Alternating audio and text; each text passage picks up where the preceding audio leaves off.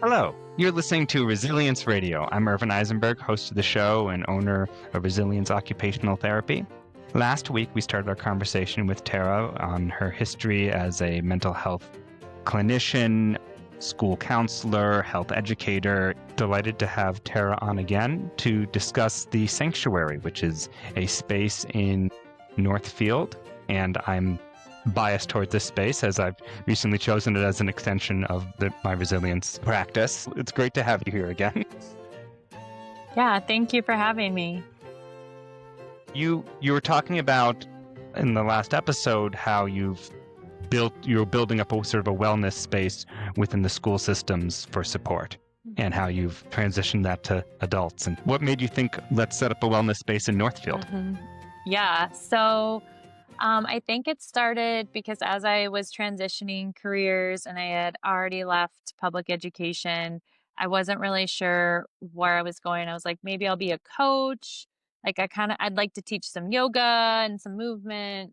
And I had connected, I was leading workshops in Montpelier at the time, and I had connected with, a woman through that who was living in Northfield and was also looking for a space to house her business. And then there was another woman who funny enough, I think I connected on like Front Porch Forum and was like, I'm looking for a space. And she sold crystals and did oracle readings.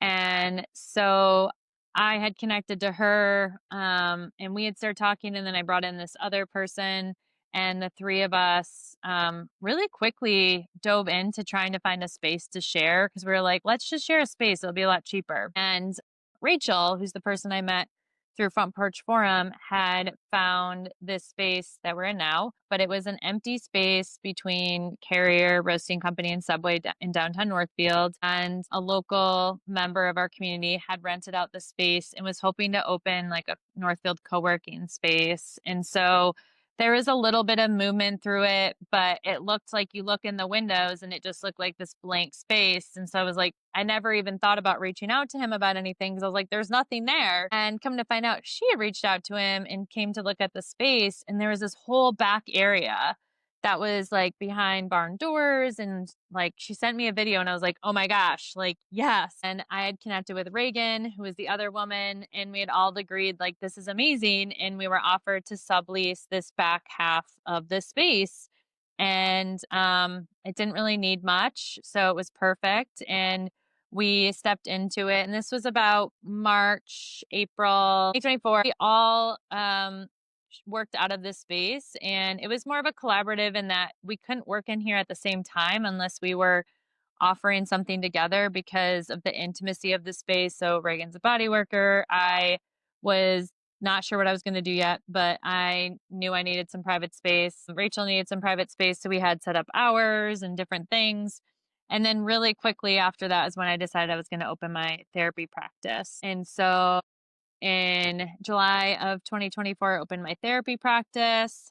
Sadly, Rachel actually decided to move out of state at the end of that summer. So she had left. And so it was Reagan and I, and we started to open up the space to like more people in the community to offer yoga classes. Like our studio manager, Kelly, who's the studio manager now, had started teaching. And at the end of October, actually, funny enough, just about a year ago at this point, we were offered the opportunity to take over the whole space. And so it was a pretty immediate yes. And wildly, it was like the week before the election, which was really interesting. And we had already had the name The Sanctuary, and we already had the symbol of 3 points of the triangle. At that time, it was each of us were a point of the triangle, given it was a shared space. Now the 3 points of the triangle stand for community, connection, and wellness, which is the ground root of the space.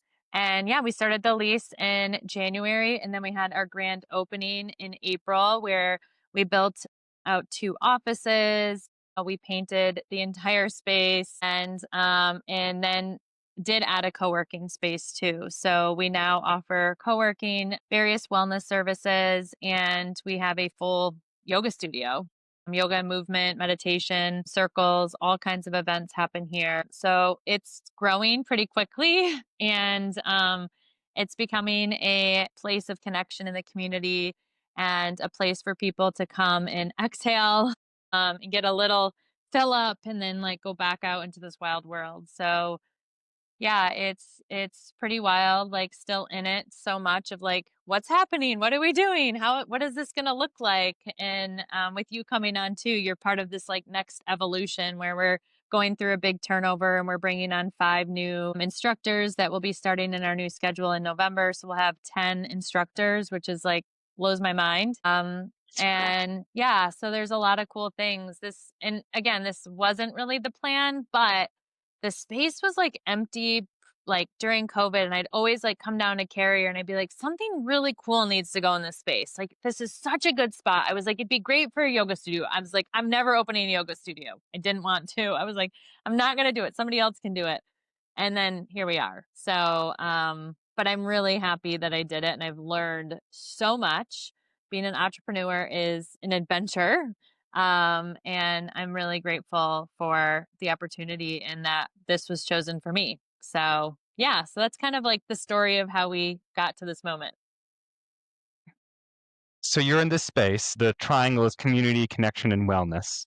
You Yes. hadn't really intended to run a yoga studio or a co-working space, and suddenly you're running both and also renting out these rooms to different types of healthcare clinicians, practitioners.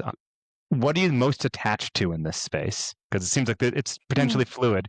And what do you feel like? What parts of it do you see shifting the most? Yeah, I don't think I'm attached to any part of the space particularly. I think actually one big part of work that I've been doing is to just practice non-attachment. And I think that this journey has been really interesting because so much changes. So if I Mm. get attached to it, it's like then it changes. For instance, like we're having almost full practitioner turnover right now. And that's not because of anything from the sanctuary. It's actually really exciting because people are evolving and going on their own journeys. And so, like, we have one of our longtime practitioners is leaving her career and closing her practice and changing careers. And, like, that's amazing. Like, I'm so excited for her. And then we have another practitioner who's going to live in a different country for 7 months. So, and is like hoping to come back. So, I can't be attached to any of it because it's always changing. And same thing with the studio. It's like we we take a guess at like what people might want, but we mostly focus on what people want to offer. And we go with like what's easy as far as like energetically, like what feels good, what's flowing, what's easy. And that's really what guides us. I think right now I really just want this to be a space that people are accessing. So I've really opened up creativity around like how can just people be in the space. So whether like we just started this month was our first free Friday, which first free Friday is a game night. And so every Friday, Friday of the month, we have a game night and it's like no cost, anybody can come. And same thing, every third Friday is going to be a gosh, I'm gonna forget what we're calling it, but it's gonna be like an open lounge night. Same thing where people can like come, hang out, they can play a game, you can read a book. I know we have a special collaging event coming up in December. So those two things are just free. And same thing, we have like a community yoga class that's by donation. We have a community meditation group, a Sangha that's free. And so we try to have things that are free and also have things that are paid and then have things kind of for everybody. And we try to make it as accessible as we can. But the idea of the coolest part of like, if I'm attached to anything, I would say it's the idea that people could come here, take a yoga class, work from here for the day, and like get a massage or like see you or get a service like all in one day.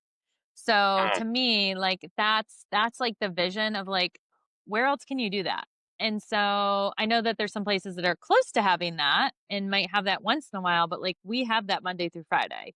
And that's really amazing. And we had someone visiting from out of town this summer who is a member, and he like loved it. He would come here, do yoga in the early classes, work for the day, and then he got at least one massage while he was here too. And he's like, "This is so cool, like that I can just do this." And it's like, right, because you want to feel good where you work, and you want to work feeling good.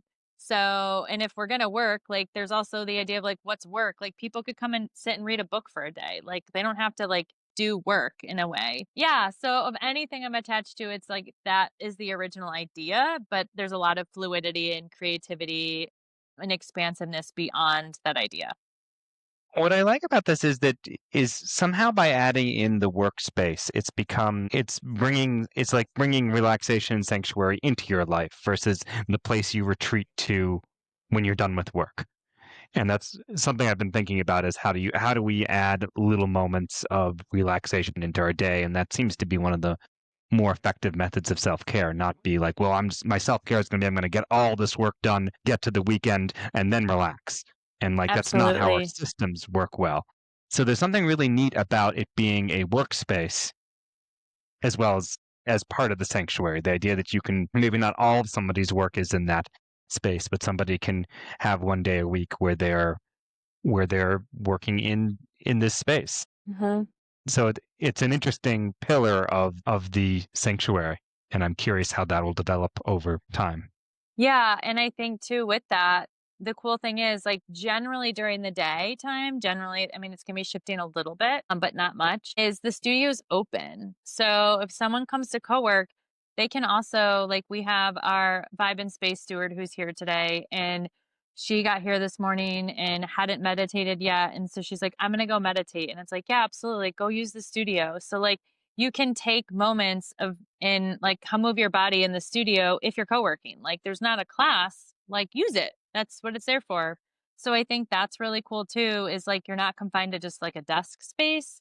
We are really working and with your help a little bit too, of thinking about postural alignment as far as different ways that people can work. So right now we have the option for people to have like a traditional seated area to work. We have a couple standing spots and then we also have the like I personally, I don't do it much here, but at home I do it a lot. I love sitting on the floor and working. And so being able to like create a little nest and like have my little folding desk down and like have all my things around me, or like you can put a yoga mat down. Those are also options, which is really cool. I know again for our co-working member who was here for the summer, he would like take a call for his business and like be doing stretching like while he was on the call. So like if your video doesn't have to be on, you can like be in the studio listening to the call and like chime in when you need to. So there's so much flexibility to be able to access that.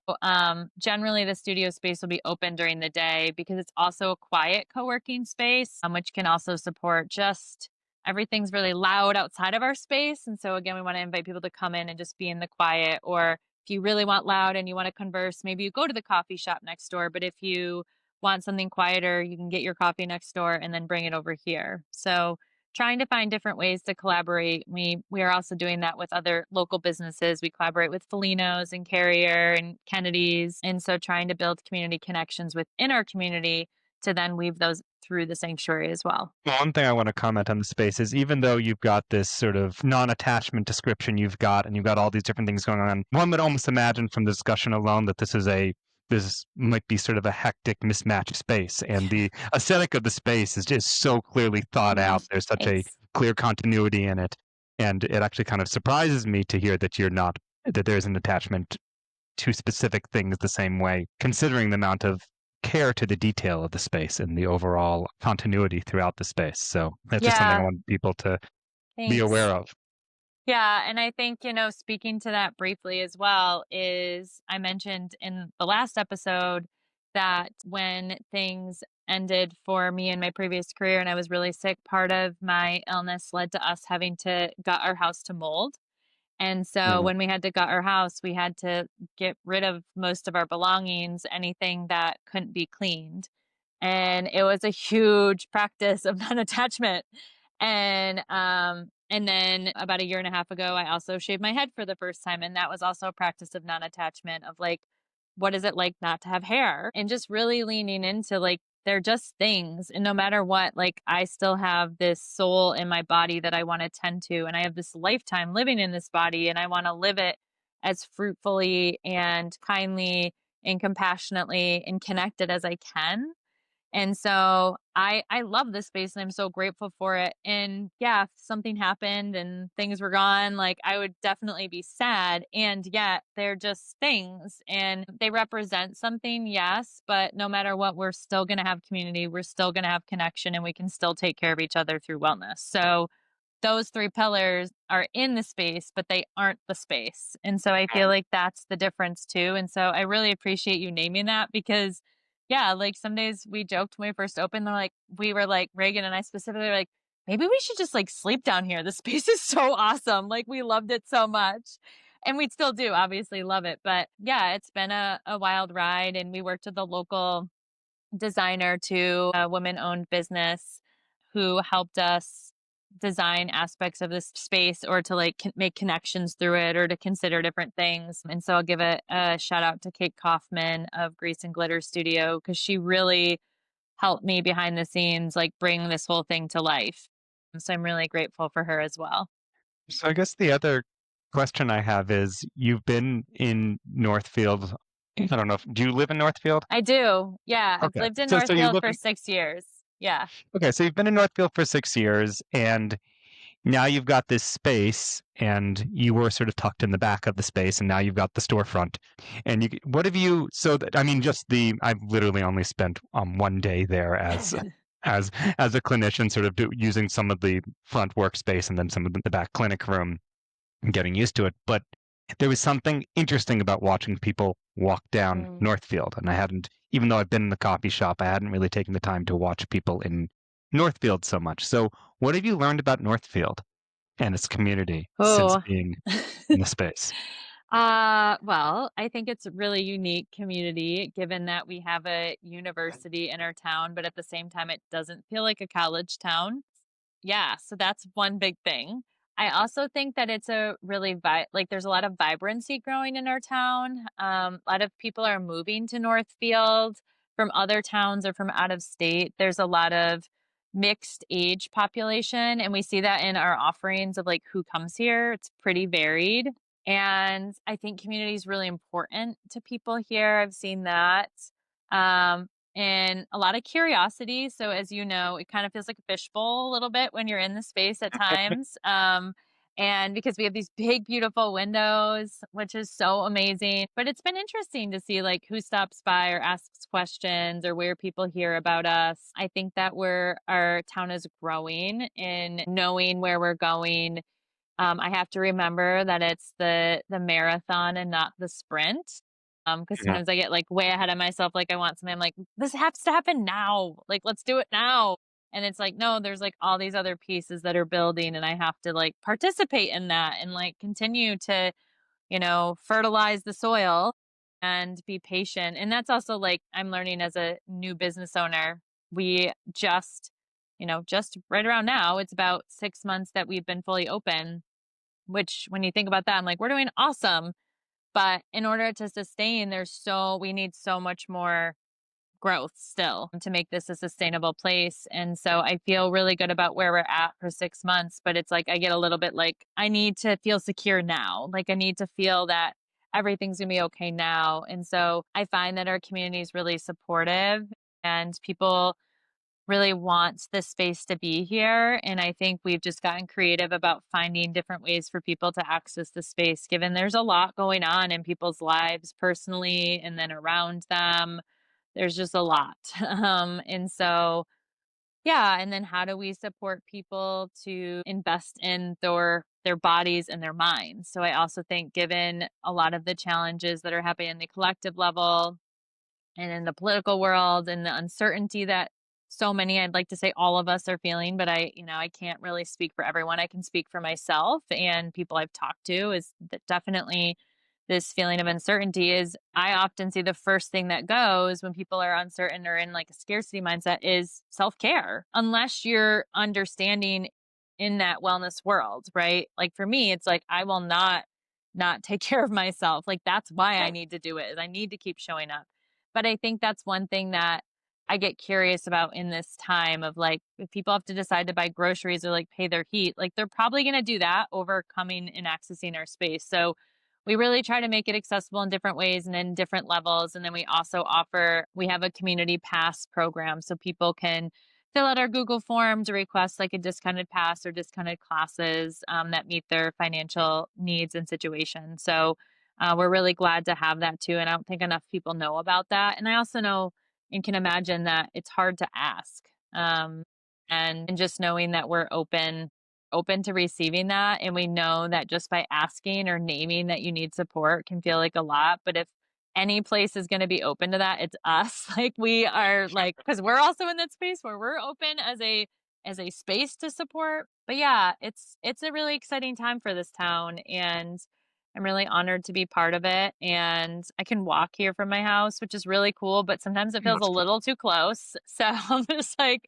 I'm a little like working home. I've been working on that separation, but yeah, it's pretty cool that I can walk here and that this is in this small town. Like, this is so cool. Like, every small town needs one of these. Like, it's really cool. The Are there any other visions you have for the space, either sort of brainstorming or directions you could imagine the space going? Because I imagine you've had your wheels turning and you're Yeah. receptive to things. Any interesting directions that probably won't happen or might happen that Yeah, I think that, well, definitely when I think about growing, like I do think the cool thing about where we're at in for right now, even though we're small, we're in a small town, so we have space to grow. Like, our class sizes are 8 to 12 max, which might seem small for some people, but for a small town, that's like perfect.